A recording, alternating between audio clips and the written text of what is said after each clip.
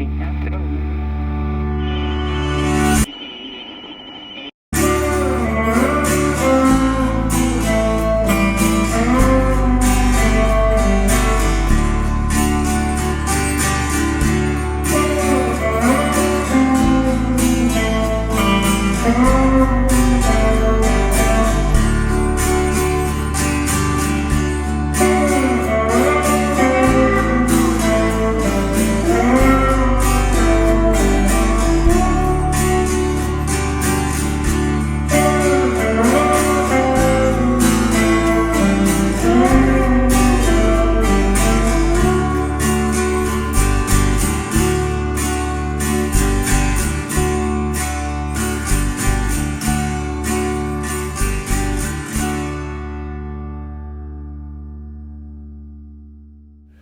Well, first of all, how are you?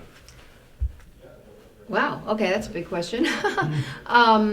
Health-wise, I'm way better than I was when I ended up in the hospital. They diagnosed me with broken heart syndrome. I don't have heart disease. My arteries are clear. It was out of the stress and grief of this whole situation. It's pretty rough. The trial, the sentencing, and everything that we've been through has been pretty horrendous and took its toll on my health, and I actually almost died. And I'm very, very lucky to be here, especially without brain damage, heart damage. But I'm on medication and that kind of thing, and I feel pretty good, actually. So I'm very encouraged by the kind of support I get from people like you all, and we had a very strong appeal submitted, and we're hopeful. Why don't you tell us who you are and how you got involved in the liberty scene? Well, I'm Lyn Ulbricht. I'm Ross Ulbricht's mother, so that's my credentials, right?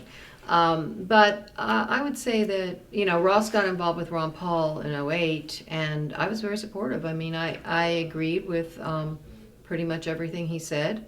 My husband and I are always been small government people. We're entrepreneurs, constitutionalists, and so over time, as you start seeing what the government is doing and how they're growing and intruding, it's kind of an incremental thing where you're like, well, this isn't what our founders intended.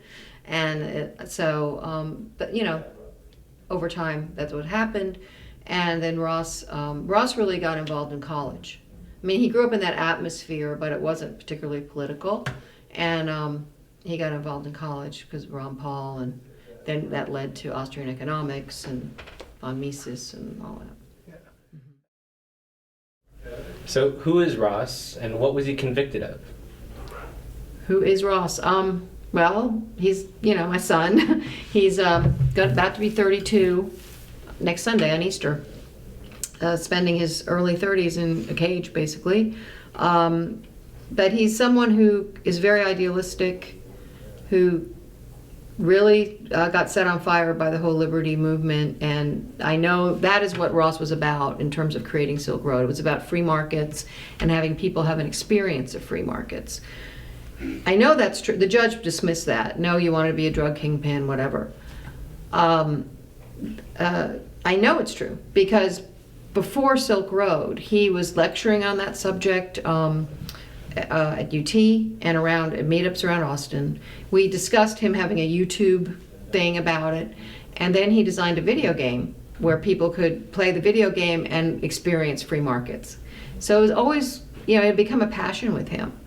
And he's someone who really cares about people, cares about freedom, and is very compassionate. And there's 100 letters on our website that we put up there they're actually in evidence that were submitted to the judge, pleading with her to give him the minimum sentence and why. And I was just so impressed by these letters, just people, one person after another, 100 people, including 4 fellow inmates, saying how much Ross had cared about them, had contributed to them, how much compassion he had, how inspiring he was, and on and on and on. So he's a very, I feel like he's a very exceptional person. He's very courageous and very caring. There's lots of anecdotes about, the reason he gets along so well in prison is he just likes people. He's very friendly, and he Each individual to him is an individual. It's not like you're in this group and you're in that group. He's very open. Yeah. Yeah. So what was he sentenced to? He was sentenced to double life because he got a life sentence for trafficking narcotics. He got a life sentence for continuing criminal enterprise, which is basically the kingpin charge. And then he got, so that's double life, and then he got another 40 years tacked on. I'm not sure why they bothered, but yeah, they did. Conspiracy to launder money, conspiracy to hack into computers. Not that he did it, but that there was software sold on Silk Road that could be used to hack into computers. And then, and then they threw in fake IDs. You know, why not? So it was conspiracy to sell fake IDs or something. And that, I think, is really telling because they did not charge him with murder for hire. Ever. Yeah. And they did not, and of course he was not convicted for that. It was never proven.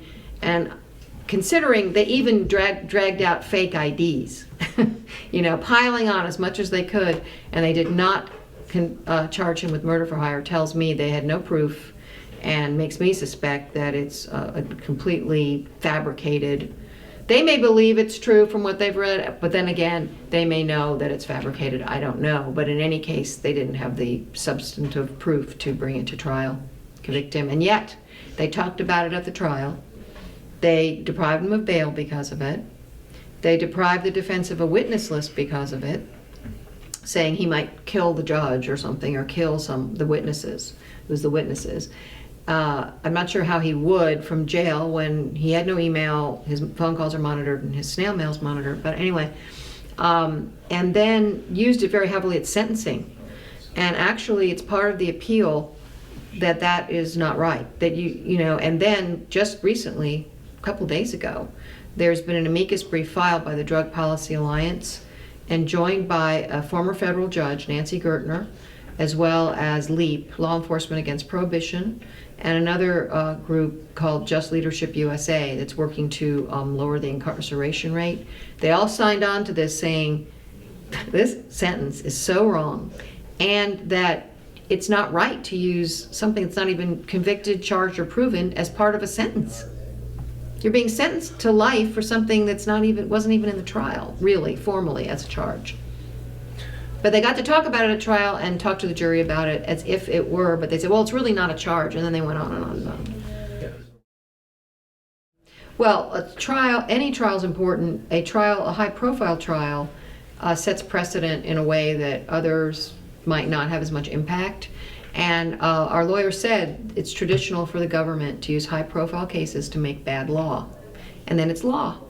And what happens is this precedent is set, and then it trickles down to lower courts, and then trickles down to other decisions, and soon it's kind of just the way it is. They rely a lot on precedent.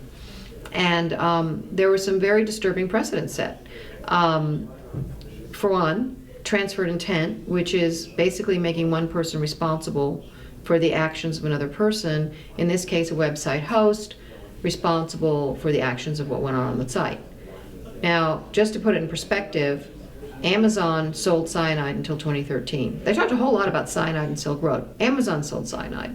And actually, the mother of a girl who bought it, a young teenager, who bought it and used it to kill herself, tragically, is suing Amazon. Jeff Bezos, as far as I know, is not in court or defending himself for, the use of cyanide on selling cyanide knowingly. So it's exactly the same principle. And they also, the government federally indicted, criminally indicted Federal Express for allowing illegal drugs to be transported by Federal Express. They indicted FedEx, again, transferred intent, making them responsible for what was sent on FedEx, criminally. And money laundering, they threw that in. They really love money laundering. They're always putting that in there. And so this, when you think about it, you can see the implications. It's like widening the umbrella of criminal activity. Well, someone else did it, but you're responsible. And a lot of people were concerned it would put a chill on the internet in terms of website hosts, worrying about criminally being charged with what was on their site. And, you can go on Craigslist and all kinds of things with, there's illegal stuff going on. So that's one. Another one was, and this is in the appeal, and actually this point in the appeal has been supported by EFF and the National Association of Criminal Defense Lawyers, who wrote an amicus brief, and then EFF supported that brief, saying that Ross's laptop and social media accounts were seized illegally because they did not have a proper warrant. The kind of warrant they had was what's called a general warrant, which was one of the things we fought the Revolutionary War over. It's one of the basis of the Fourth Amendment, because it means that they can grab something and just rummage through it and see what they could find. They could go into your house with a general warrant and go on a fishing expedition and, oh, that looks good, kind of thing. And that is illegal, that is unconstitutional. And if the material that they claim they got was in a physical file cabinet, it would be no question. But they're saying because it's on a laptop and it's digital, it's not protected. And if you can think about, of course, a laptop is a file cabinet on steroids. It's a gateway to all kinds of information. And to say that you don't have to, it's not protected under the Fourth Amendment is a huge question for the digital age. I don't even have a physical file cabinet that's worth anything. It's all on my laptop. And I'm, everybody, it's either on your cell phone or your laptop. And so that's another precedent that's saying, it's adding to, and that's one reason EFF is so concerned in this case, is because, wait a second, just because it's digital and we don't use actual paper and a pencil, we're using, a laptop, of course it's still protected. I know it says papers in the Fourth Amendment, but I mean, so that's another precedent. The use of digital evidence in the trial, it was 97% digital. I don't know. They had one live witness who said that Ross had actually talked to him about Silk Road, and that Ross had told him he sold it. And most of the evidence was chats, screenshots. It was on a screen. I've been told by crypto security experts that is so vulnerable to being manipulated, faked, planted, edited, and using it, whether you believe it or not. The fact that it was used and relied on to put someone away for life is very dangerous to all of us. All you have to do is some Photoshop stuff, make something and say, yeah, we found this evidence. I mean, it's even more removed than DNA or anything. And so it's very frightening. I mean, even mortgage companies will not use digital evidence. They won't take a screenshot of a bank statement because they know it can be faked. You have to show them physical bank statement. That's a precedent that was set. And suppression of evidence there's something called the Brady Rule, which says that you cannot hide or keep secret any evidence that's favorable to a defendant, that's exculpatory. And in this case, it came out after trial that there were two corrupt agents who not only stole over $1 million from the site and connected to the site, but they had free reign of the site. They were computer experts. That's why they had the job they had. They were at the core of the investigation, and they had basically the keys to the kingdom. They could change passwords, PIN numbers, they could write chats, they could remove chats, they could edit, they could manipulate all kinds of material. They had access to bank accounts, keys, PINs. I mean, it's just onward. And that was known before the trial. They were investigating those guys, and the prosecution argued to the judge that, well, if it comes out at trial, it'll jeopardize our investigation.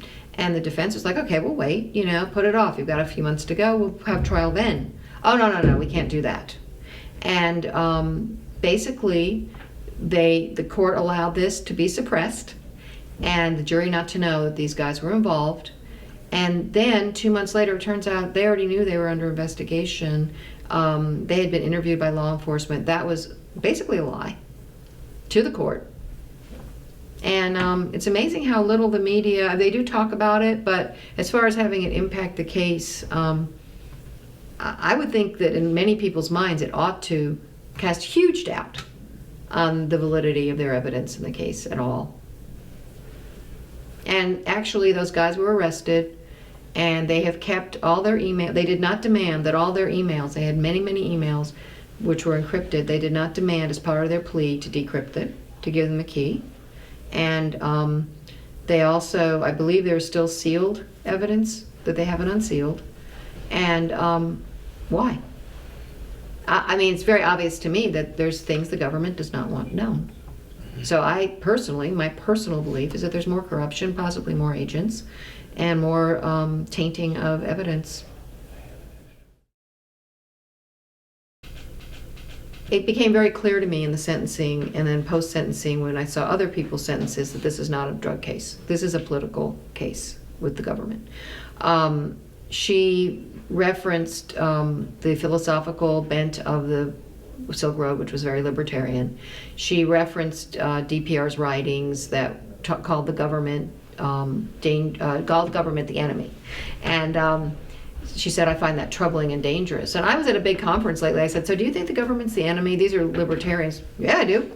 And I'm like, there's probably 1,000 people right here that she could throw into jail on that same basis. Actually, we're supposed to think of the government somewhat suspiciously. That's what our founders said, not just blindly trust them. And the judge, Judge Forrest, used that as part of her justification, along with the murder for hire that was never proven or convicted, to give him this unbelievable sentence. And the prosecution said, well, you know, he's the first, and this is a precedent, and so we have to make an example of him. This is not what you're supposed to sentence people on. You're not supposed to sentence an individual in this country, make them some kind of example. You know, we're supposed to have justice as an individual. And they came around and said, yeah, we're making you an example. So I'm like, well, what, if he was the 5th person, then he wouldn't get life because he's the first person, he shoulders this burden. It was obvious it was political, and then it really dawned on me when I saw the sentences of some of the other people on Silk Road. There's Jan Slomp, who's the biggest drug dealer on Silk Road. He sold mountains of drugs directly to people. Ross is not being accused of doing that at all. The government doesn't say he did that. They did say in the case of some mushrooms like 3 years ago, but aside from that very small thing, he did not, you know, they're not even saying he sold drugs directly. This guy did, and he got 10 years. I'm not saying he should get more, I'm not making a judgment, I'm just saying this is what the appeal called a grotesque disparity in sentencing. Then the biggest cocaine and heroin dealer on Silk Road, Stephen Sadler, he got 5 years. One of the top admins, Peter Nash, who was a top admin during the time that Silk Road was had the most sales, he got time served of 17 months. 17 months. And none of these guys had to, the sentence, alleged overdose deaths from Silk Road were never brought up at their sentencing, as they were in Ross's. It's a whole other issue. And these are their sentences.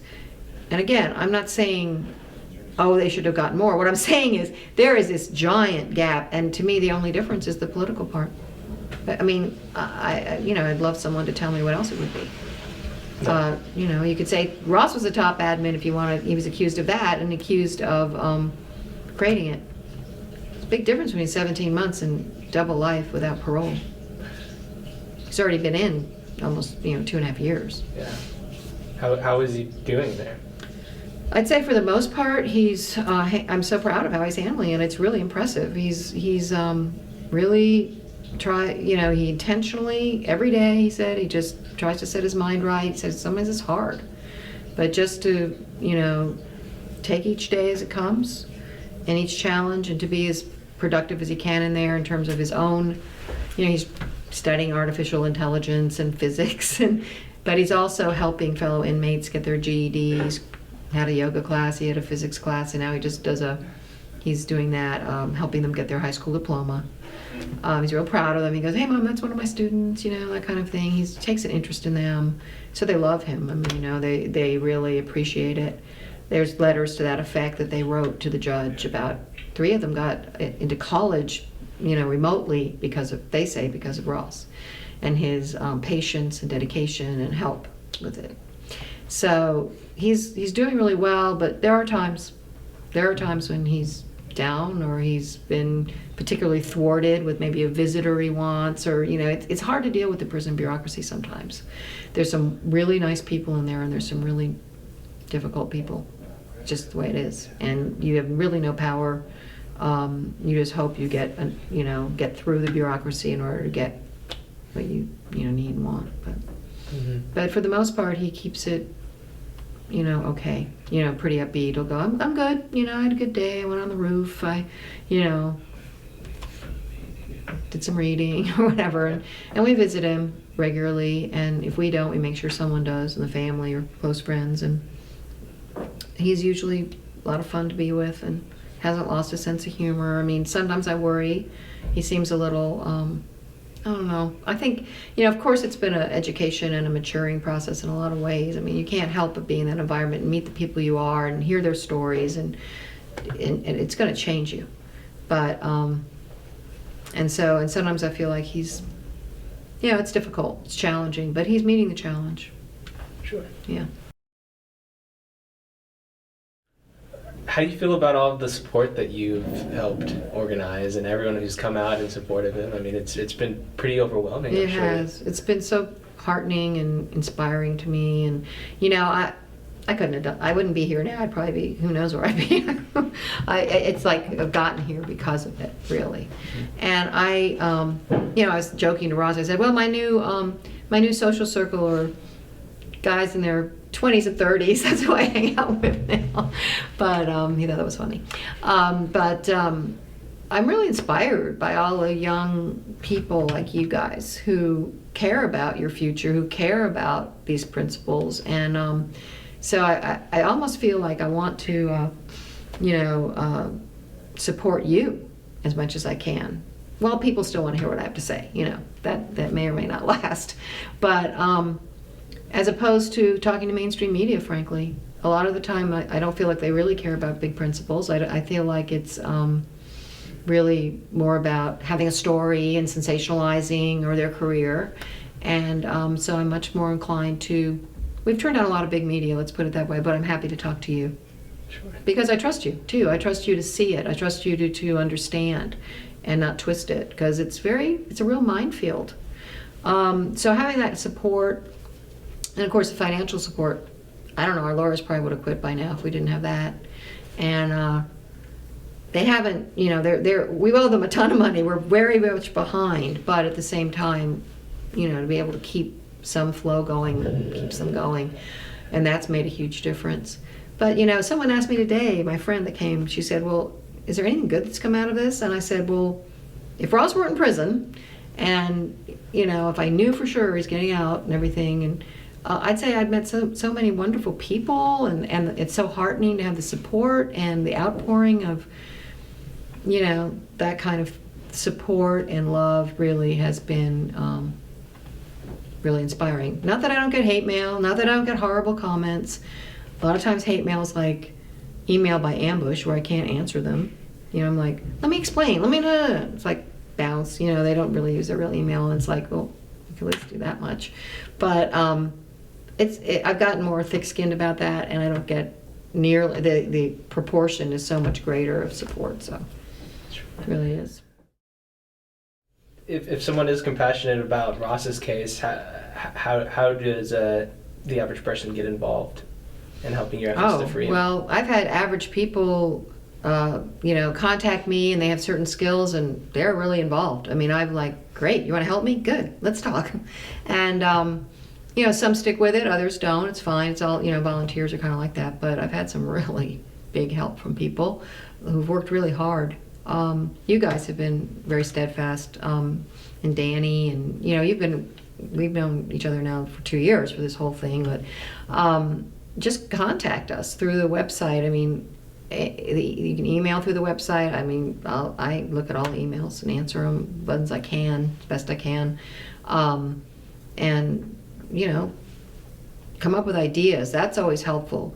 Like one friend who I've met, she's going to walk the Appalachian Trail this summer, in spring and summer, and going to do a fundraiser, how many, donate per mile of what I do for Ross, for one example. She came up with that idea. Because sometimes people say whatever I can do, and ideas are always helpful too. What can we do? How can we reach out? Because I really see this as it has to be grassroots. People go, we have to be in the big media, and again, I just don't know. It depends how they portray it, and it's pretty intimidating to wonder how it's come across.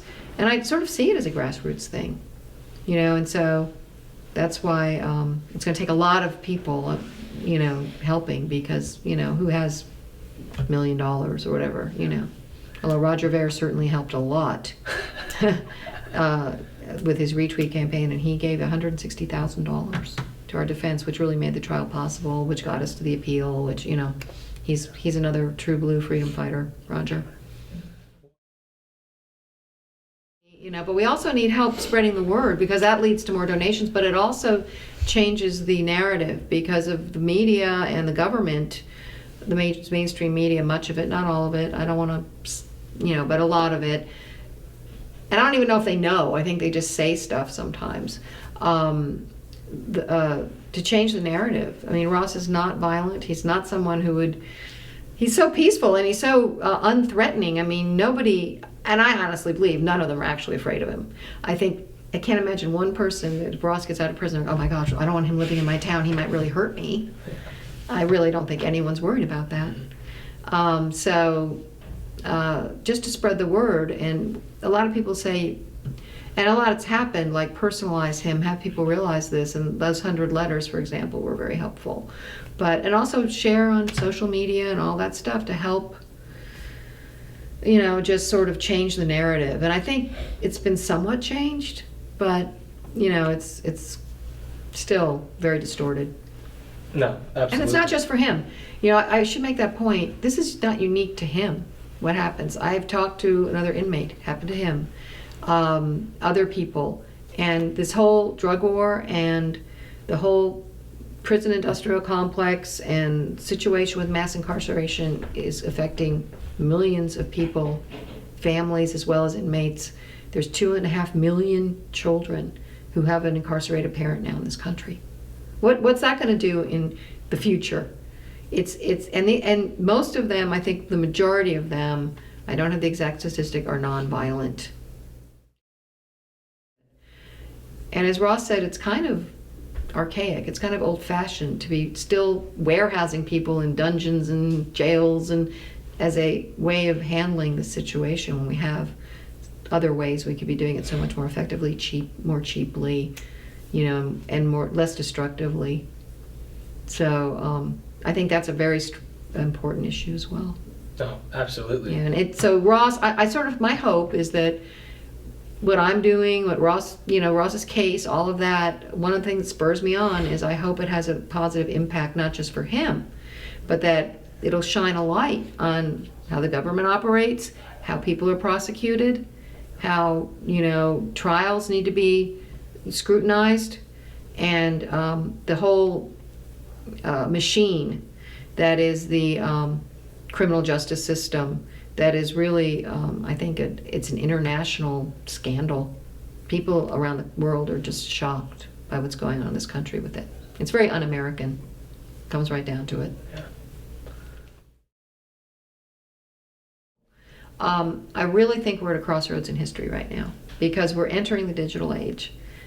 Things are changing super fast, and laws are being put in place now about the digital age and what's being decided in the courts with this case and others that will affect us going forward for a long, long time.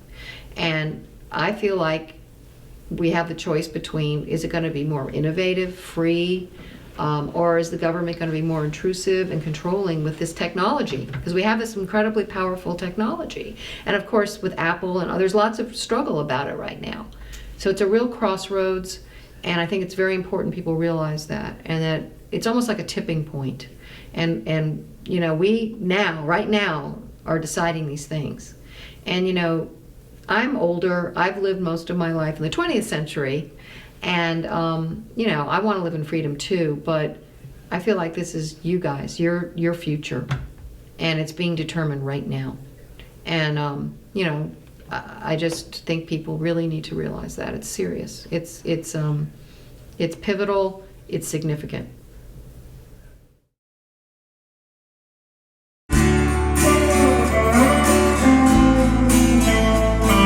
Thank you.